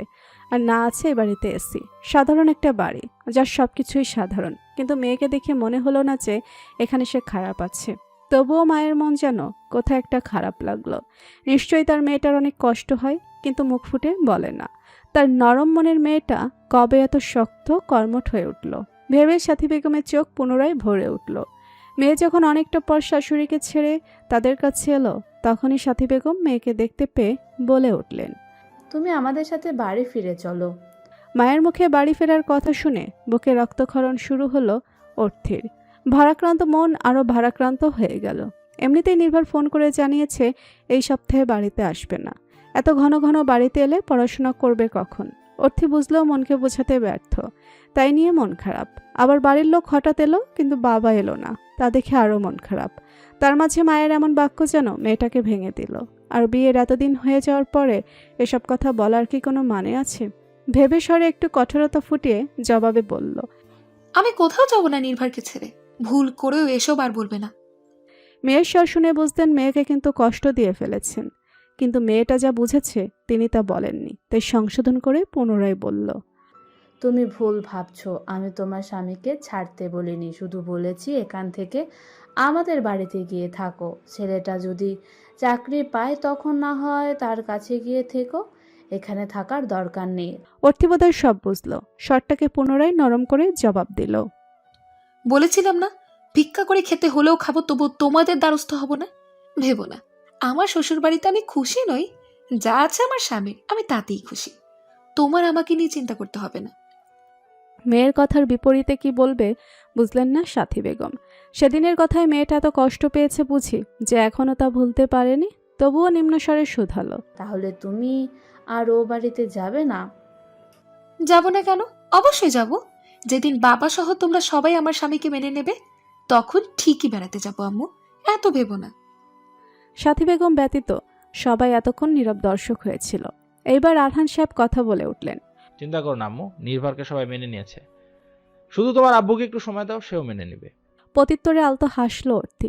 রিমি বেগম মেয়েকে টেনে নিজের পাশে বসিয়ে এক পাশে থেকে জড়িয়ে ধরলেন, অধিকার দেখিয়ে বলে উঠলেন। অনেক কথা শুনেছি তোমার, তোমাকে আমি জোর করছি না, আর না তো ছেড়ে যাওয়ার জন্য বলছি। কিন্তু রায়ান আমাকে সব বলেছে, তাই যখনই শহরে পরীক্ষা জন্য যাবে তখন তোমাকে ওই নাউজ মঞ্জিলেই থাকতে হবে। এই বিষয়ে তোমার কোনো কথা শুনতে চাই না। আর আজ থেকে ফোন রিসিভ করবে সব সময়, না হলে কিন্তু আমিই তোমাকে বকে দিব। মনে থাকবে বড় আম্মুর কথা। বড় আম্মুর মুখে তুমি ডাক শুনে আর এমন স্বর শুনে বিরোধিতা করার সাহস হলো না অর্থের। মাথা নেড়ে নীরব সম্মতি জানালো। মেয়ের সম্মতি পেয়ে রিমি বেগম স্বস্তির শ্বাস ফেললেন। নিতু বেগমের রান্না শেষ হতেই সবাই খেতে বসলেন। খাওয়া শেষ করে কিছু সময় জিরিয়ে নিয়ে বাড়ি ফেরা তোড়জোড় শুরু করে দিলেন। আরহান সাহেব হাত জোর করে নিতু বেগমের কাছে আবদার করে জানালেন নির্ভর যেন অর্থিকে নিয়ে ও বাড়ি থেকে ঘুরে আসে। শাশুড়ি কিছু বলার আগে অর্থি নিজেই বিরোধিতা করে উঠল। তোমার মেয়ে ও বাড়িতে গেলেও যতদিন তোমরা মেনে না নেবে, ততদিন আমার স্বামীও বেড়াতে যাবে না বড় আব্বু। এই বিষয়ে জোর করবে না তোমরা, প্লিজ। মেয়ের কথা বুঝলেন আরহান সাহেব, মেয়ের মাথায় হাত রেখে বললেন। ঠিক আছে, খুব দ্রুতই তোমার বড় আব্বু তার মেয়ে জামাইকে নিতে আসবে, তখন যাবে তো? অর্থি মাথা নেড়ে সায় জানালো। পুনরায় সবাইকে জড়িয়ে ধরে বিদায় জানালো। সবাই গাড়িতে চড়ে বসতেই কিছু সময়ের মধ্যেই গাড়িটা ছুটে বেরিয়ে গেল চক্ষুর আড়ালে। সবাই যেতেই অর্থি পুনরায় ঢুকরে উঠল। নিতু বেগম পুত্রবধূর মনের অবস্থা বুঝতে পেরে মায়ের মতো বুকে জড়িয়ে নিয়ে সান্ত্বনা দিল, যেন মেয়েটা তার বুকে মাথা রেখে এক টুকরো শান্তি খুঁজে পায়, নিজের আপনজনের চলে যাওয়ার কষ্টটা একটু হলেও ভুলে থাকতে পারে। গাড়িখানে এসে থামলো নেওয়াজ মঞ্জিলের গেটের সামনে। কলেজ শেষে আজও বায়না জুড়ে দিয়েছিল সে আজ বাড়ি ফিরতে চায়, কাজে যাবে না। বউয়ের আবদার মেনে নিয়েছে রায়ান, কোনো প্রশ্নবিদ্ধ না করেই বাড়িতে ফিরিয়ে এনেছে। বউকে কেমন আজ হাসি খুশি লাগছে দেখো, কারণ জিজ্ঞেস করলো না রায়ান। গাড়ি স্থির হতেই নিশাত আশেপাশে তাকালো। রায়ান দুদিন ধরে অনেক রাতে বাড়িতে ফিরে, হয়তো কাজের চাপ বেড়েছে, কিছু একটা ভেবে অকস্মাৎ শুধালো।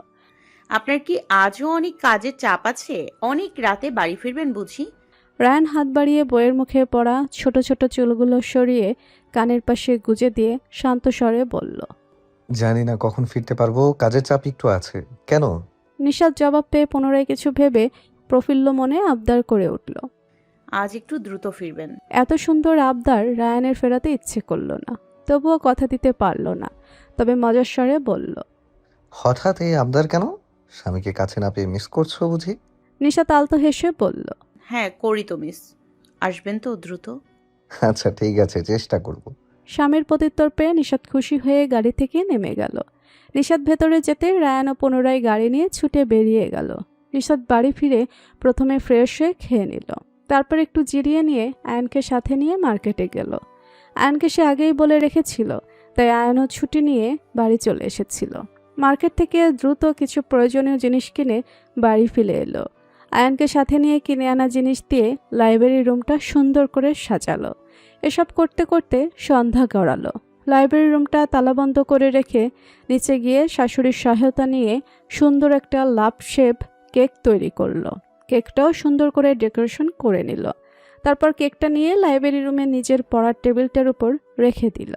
রুমে ফিরে এসে আবার গোসল সেরে ফ্রেশ হয়ে এলো। কে মনে করে আলমারি খুলে সেদিনের রায়ানের কিনে আনা শাড়ি থেকে একটা লাল রঙা পাতলা ধরনের জর্জেট শাড়ি পরনে জড়িয়ে নিল। ড্রেসিং টেবিলের সামনে গিয়ে সুন্দর মতো একটু সাজলো আজ। নিজ ইচ্ছায় চোখের নিচে কাজল দিল, ঠোঁট জোড়া লাল রঙে আবৃত করে নিল।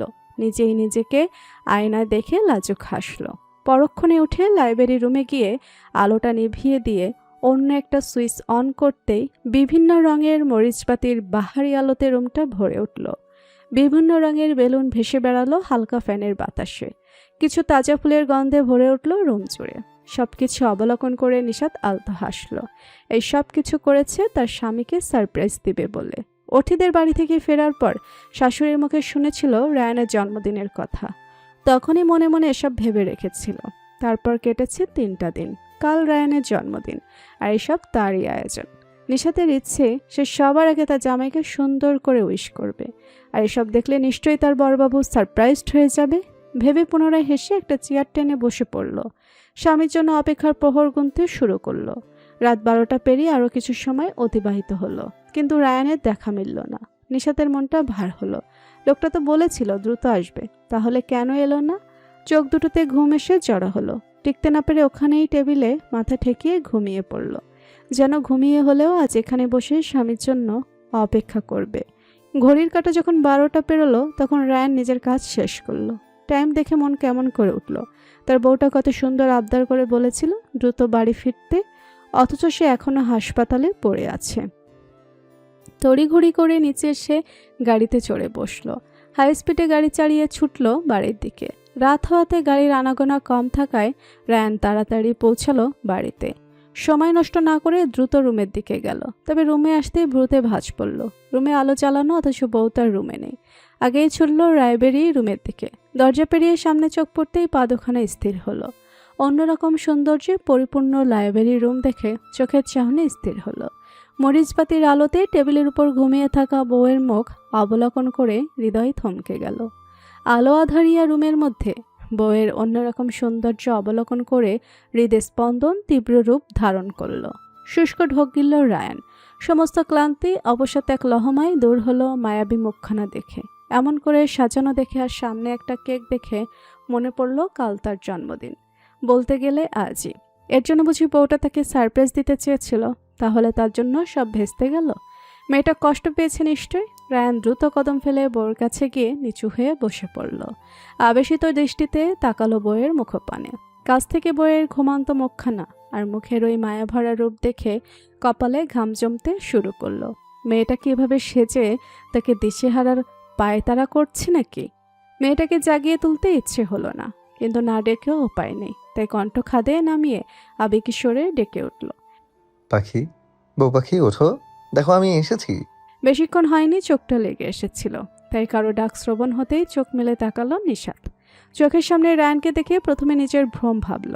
চোখ বুজে নিয়ে পুনরায় চোখ মেলে তাকানোর পর পুনরায় রায়ানকে দেখতে পেয়ে বুঝলো বান্দা সত্যি এসেছে। এখন আসার সময় হয়েছে বুঝি। অভিমান হলো, তবে তা আবার ভুলে গেল। নিশ্চয়ই লোকটা ব্যস্ত ছিল।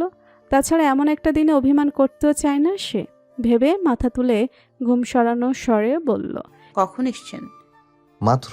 এসব আমার জন্য? তুমি করেছো সব? ইশারায় সব দেখিয়ে শুধালো রায়ান। নিশাত মাথা নেড়ে সায় জানালো, মুখে উচ্চারণ করলো, শুভ জন্মদিন স্বামীজান। সুস্থ থাকুন আর আজীবন আমার হয়ে থাকুন। বইয়ের উইশ শুনে কিঞ্চিত হাসলো রায়ান। বসে থেকে বইয়ের কপালে ওষ্ঠ ছোঁয়ালো। তারপর উঠে দাঁড়িয়ে শুধালো, কেক কিনে এনেছো নাকি মা তৈরি করে দিয়েছে? একবারও তার নামটা বলল না বিধায় নিশাত মুখ গোমড়া করে বলল, আমি বানিয়েছি। জবাব পেয়ে রায়ান খুশি হলো। বইয়ের গোমড়া মুখ অবলোকন করে নিশাতকে বসা থেকে উঠিয়ে কেক বরাবর দাঁড় করিয়ে নিয়ে নিজে পেছন থেকে বউকে জড়িয়ে ধরল। বইয়ের পাতলা শাড়ি পরা রূপ দেখে যেন নেশা চড়ে গেল রায়ানের মাথায়। তবে আপাতত নিজেকে সামলালো। নিশাতের কাঁধে আলতো নাক ঘষে পড়ল, দেরি হয়েছে বলে অভিমান করেছো, কিন্তু বিশ্বাস করো অনেক কাজ ছিল। চলো এখন কেক কাটি। রায়ানের এমন করে কাঁধে স্পর্শ করায় নিশাত নড়ে চড়ে উঠল। স্বামীর বাহুবন্ধনে আবদ্ধ থেকে কেক কাটার জন্য সায় জানালো। রায়ান প্রথমে সেখানে রাখা একটা মোমবাতি ধরিয়ে দিল। তারপর নিশাতের হাতে একটা ছুরি ধরিয়ে দিয়ে নিজে সেই হাতের উপর হাত রেখে কেক কাটলো। ছোট এক টুকরো কেক কেটে নিশাতের মুখের সামনে ধরলো। নিশাত আলতো স্পর্শে সেখান থেকে একটু খেয়ে বাকিটুকু হাতে নিয়ে রায়ানের দিকে ফিরে খাওয়াতে চাইল। তবে রায়ান বাদ সাধল। নিশাতকে সম্পূর্ণ ঘুরিয়ে নিজের সম্মুখে দাঁড় করিয়ে শক্ত করে আঁকড়ে ধরে নেশালো স্বরে আওড়ালো। বার্থডে কেক এভাবে খেতে নেই পাখি। নিশাত অবাক হয়ে প্রশ্নাত্মক নয়নে তাকালো। রায়ান জবাব দিতে কেকের সামান্য ক্রিম নিশাতের গালে লাগিয়ে দিল। নিশাতের মুখপানে তাকিয়ে কিঞ্চিত বাঁকা হেসে নিচু হয়ে ঠোঁটের আলতো স্পর্শে সেই ক্রিমটুকু খেয়ে নিল। নিশাত যেন তার জবাব পেয়ে গেল। রায়ান পুনরায় একটু ক্রিম নিয়ে নিশাতের নিচ ওষ্ঠে মাখিয়ে দিয়ে জিভের ডগার সাহায্যে তা মুখে পুরে নিল। এমন কাজে নিশাত চোখ খিচে বন্ধ করে নিল। পুরো কায়া জুড়ে কাঁপন ধরল মেয়েটার। দুহাতে রায়ানের বুকের কাছে জামাটা শক্ত করে আঁকড়ে ধরল। রায়ান সেই বন্ধ দুই নয়নের পানে তাকিয়ে গাঢ় স্বরে আওড়ালো। তোমাকে সুন্দর লাগছে পাখি, খেয়ে ফেলার মতো সুন্দর লাগছে, একান্ত নিজের করে পাওয়ার মতো সুন্দর লাগছে। এখন আমি কি করব? মুখের উপর গরম নিঃশ্বাসের তাপ, গাঢ় স্বরের এমন আবেগ মেশানো বাক্য আর স্বামীর এতটা নিকটস্থ নিশাতকে যেন অস্থির করে তুলল। মুখের বাঁক হারালো। রায়ান তা বুঝে সূক্ষ্ম হাসল। বউকে আরেকটু দেশেহারা করতে শাড়ির ফাঁক গলে উন্মুক্ত কোমরে হাতের আনাগোনা জারি ধরল। নিশাত এবার আরও জোরে রায়ানকে খামচে ধরল। জোরে জোরে শ্বাস ফেলতে শুরু করলো। ফলস্বরূপ বুকের ওঠানামা দ্রুততর হলো। তা অবলোকন করে রায়ানের পুরুষসত্তা জেগে উঠল। নিজেকে আর আটকে রাখার প্রয়াস করল না। অকস্মাৎ বইয়ের কম্পনরত ওষ্ঠপুট নিজের আয়ত্তে নিয়ে নিল। আজ যেন রায়ান লাগামহারা হলো। বউকে উঠিয়ে টেবিলের উপর বসিয়ে দিল। টেবিলে রাখা কেকটার স্থান হলো ফ্লোরের অনেকটা জায়গা জুড়ে। অশান্ত পুরুষকে সামলাতে গিয়ে নিশাতে যখন শ্বাস নিতে কষ্ট হলো, তখন বুঝতে পেরে রায়ান তার ওষ্ঠ ছেড়ে দিয়ে নিচের দিক নামল। গলা ঘাড় জুড়ে ভেজা স্পর্শ আর ছোট ছোট কামড় দিয়ে ভরিয়ে তুলল। মেয়েটা দিশেহারা হয়ে রায়ানের চুলগুলো শক্ত করে টেনে ধরল। রায়ান নিজের কাজ জারি রেখে হাত বাড়িয়ে সেপ্টেপিনটা খুলে শাড়ির আঁচলটা বুক থেকে সরিয়ে দিল। হাত বাড়িয়ে ব্লাউজের হুকে এসে স্থির করল। রায়ানের কাজ বুঝতে পেরে নিশাত বাদ সাধল। এমন মুহূর্তে বাধা দেওয়ায় রায়ান বিরক্ত হয়ে থেমে গিয়ে বলল, বলেছি না আমাকে কখনো বাধা দেবে না, বিরক্ত করা আমার একদম পছন্দ নয়। নিশাত কিছু বলবে তার পূর্বে রায়ান তার মুখটা এগিয়ে নিশাতের কর্ণে স্পর্শ করে পুনরায় হাস্কি টোনে বলে উঠল, সো ডিস্টারবেন্স নট অ্যালাউড পাখি, just stay quiet and feel your husband's wild touches. বলে পুনরায় কাজে মত্ত হলো। নিশাত শুষ্ক ঢোক গিলল। এই লোক যে আজ আর নিজের ভেতর নেই তা শিওর। সে যাই করুক, এই লোককে আজ থামানো যাবে না। থামাতে চাইলও না, তবুও কেমন জানি ভয় হইল। তাই থামানোর চেষ্টা করে জোরে শ্বাস ফেলে ভয়ে ভয়ে উচ্চারণ করল, আমার খুব ভয় লাগছে, প্লিজ থেমে যান। আবার বাধা দিতে চাওয়ায় রায়ান বিরক্তিতে নিশাতের গলায় জোরে দন্ত বসালো। নিশাত ব্যথায় কিঞ্চিত চিৎকার করে উঠল। রায়ান ফের থেমে গিয়ে শুধালো। কেন? নিশাত কাঁপা কাঁপা স্বরে বলতে চাইল, আমার প্রথমবার, তাই। এই সামান্য কারণে থেমে যাবে। বউকে বাধা দিয়ে অস্থির হয়ে আওড়ালো রায়ান। তো আমারও তো ফার্স্ট টাইম, কিন্তু আমার তো ভয় লাগছে না, কারণ আমার নিজের প্রতি ভরসা আছে, জানি বেস্টটাই দিব। তুমি নিজের প্রতি এমন একটু ভরসা রাখো না পাখি, দেখবে সব ইজিলি হয়ে যাবে।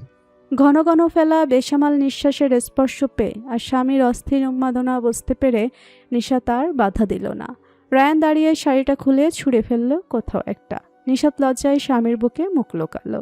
রায়ান বক্র হেসে বইয়ের মুখ তুলে পুনরায় ওষ্ঠ চুম্বনে মত্ত হলো।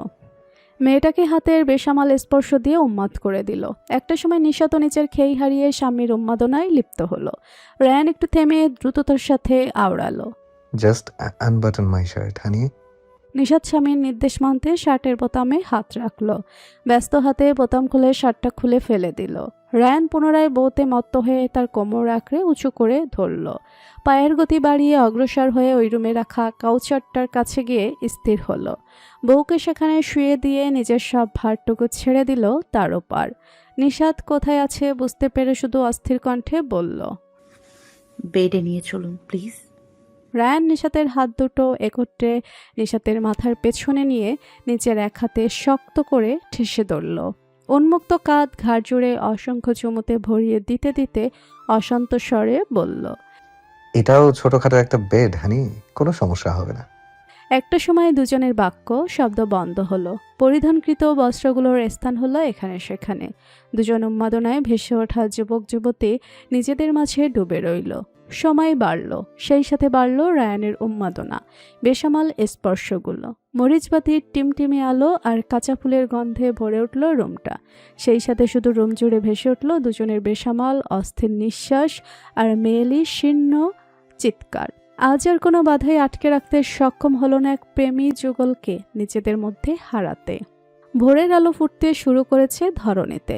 পাখিদের কুজন শোনা যাচ্ছে কাছাকাছি কোথাও। সবার ঘুম থেকে জাগার সময় প্রায় আসন্ন।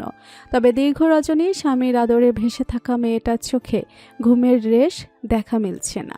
শেষ রাতের দিকে যখন স্বামীর পাগলামোর মাত্রা কমে এলো, তখন তাকে নিয়ে রুমে এসেছে। তারপর নিজের হাতে গোসল করিয়ে এনেছে। সে লজ্জায় বারণ করলেও বারণ শোনেনি লোকটা। তারপর নিজে গোসল সেরে এসে সেই যে তাকে নিয়ে শুয়েছে, কিন্তু দুজন এখনো জাগ্রত। নিশাদ স্বামীর উন্মুক্ত বুকের উপর মাথা রেখে আঙুলের সাহায্যে আঁকিবুকি করে চলেছে। রায়ানেতে বাদ সাধেনি, তবে দুবার বলেছে ঘুমাতে, কিন্তু মেয়েটা কথাই শুনছে না। রায়ান হিমশীতল কণ্ঠে তৃতীয়বারের মতো আওড়ালো, একটু পরেই সকাল হয়ে যাবে, একটু ঘুমাও না পাখি। নিশাদ প্রত্যুত্তরে রায়ানকে আরেকটু শক্ত করে জড়িয়ে ধরে বাচ্চাদের মতো করে মুখ করে শিশুসুলভ কণ্ঠে বলল, ঘুম আসছে না আমার। এভাবে বলে কাজ হবে না বুঝলো রায়ান। দুহাতে শক্ত করে জড়িয়ে নিয়ে মজার স্বরে বলে উঠল, আমার শার্ট পরে তোমাকে আরো বেশি হট লাগছে চড়ুই শোনা।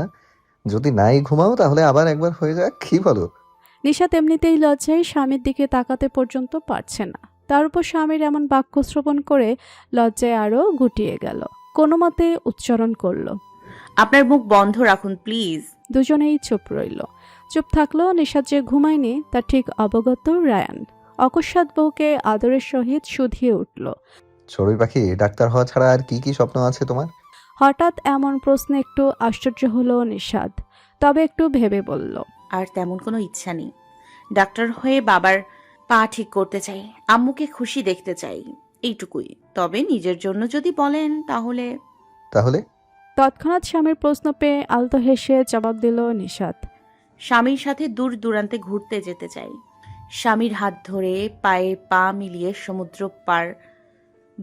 সমুদ্রের পাড় দিয়ে পথ চলতে চাই। কোনো এক জ্যোৎস্না মুখর রাতে তার কাঁধে মাথা রেখে মনের কথা বলতে চাই। নিশাদ এই পর্যন্ত এসে চুপ করতে রায়ান পুনরায় শুধালো, শুধু এইটুকুই? হুম। পুনরায় নীরবতার চাদরে মুড়ে নিল তাদের।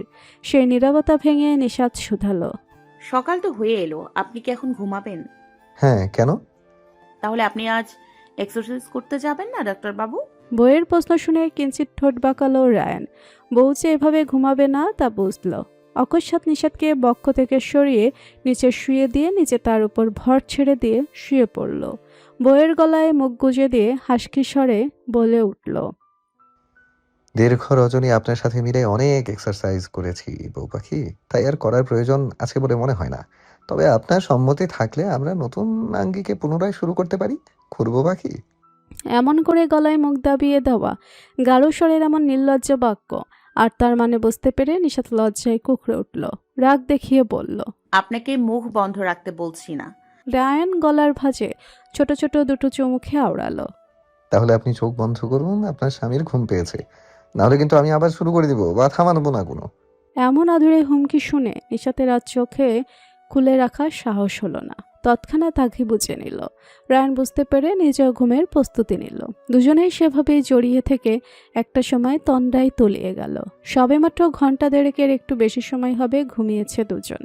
তখনই দরজায় নক করার শব্দ হলো। শব্দ পেতেই চোখ মেলে তাকালো রায়ান। পরক্ষণে দরজার ওপাশ থেকে কারো ডাক ভেসে এলো, এই রায়ান, এখনো ঘুমাচ্ছিস নাকি? দরজা খোল দ্রুত। এই! স্বর চিনতে পেরে বিরক্ত হলো রায়ান। শব্দ শুনে বউয়ের ঘুম ভেঙে যায় এই ভয়ে দ্রুত বউকে ছেড়ে উঠে পড়ল। বউটা এখনো তার শার্ট পরে আছে দেখে একটা কমফোর্টার টেনে ভালো করে ঢেকে দিল। নিজের শরীরে অন্য একটা শার্ট জড়িয়ে দ্রুত গিয়ে দরজা খুলে দরজা আড়াল করে দাঁড়ালো। তখনই ভেসে এলো একই সাথে তিনটি ব্যক্তির উৎফুল্ল স্বর, হ্যাপি বার্থডে দোস্ত, দ্রুত সন্তানের বাপ হও এই দোয়া করি। তিন বন্ধুর একসাথে এমন ওই শুনে হাসবে নাকি এত সকালে এসে ঘুম নষ্ট করার জন্য রাগ করবে বুঝল না। আবিতের দিকে তাকিয়ে গম্ভীর স্বরে বলল, তোর আঙ্কেল তোকে জানায়নি যে আমার বউ এখন আমার সাথে থাকে? জানলে সকাল সকাল এসে এত চেঁচাচ্ছিস কেন? রায়ানের কথা শুনে তিনজনের চোখ বড় বড় হয়ে গেল। রায়ানের বউ যে তার সাথে থাকে এটা তারা ঠিক জানে, তবে বউয়ের প্রতি এত কনসার্ন দেখে তিন বন্ধুর মাথা ঘোরার উপক্রম। আকাশ নিজেকে সামলে অন্য বন্ধুকে বাঁচাতে বলে উঠল, আমরা না হয় ভুল করেছি, তা ভোরবেলায় জাগ্রত হওয়ায় আমাদের ডাক্তারবাবু আজ এত বেলা অবধি কেন ঘুমাচ্ছে? প্রশ্ন পেয়ে রায়ান শোক আড়াল করার চেষ্টা করলো। কি উত্তর দিবে এখন? তার ভাবনার মাঝে আবিদ বলে উঠল, এই দোস্ত, তোর থুতনিতে কি হয়েছে রে? রায়ান এবার বিব্রত বোধ করলো। রাতে তার পাগলামতে অতিষ্ঠ হয়ে বউটা তার রেগে থুতনিতে কামড়ে ধরেছিল, এটাই পাজির চোখেই পড়তে হলো।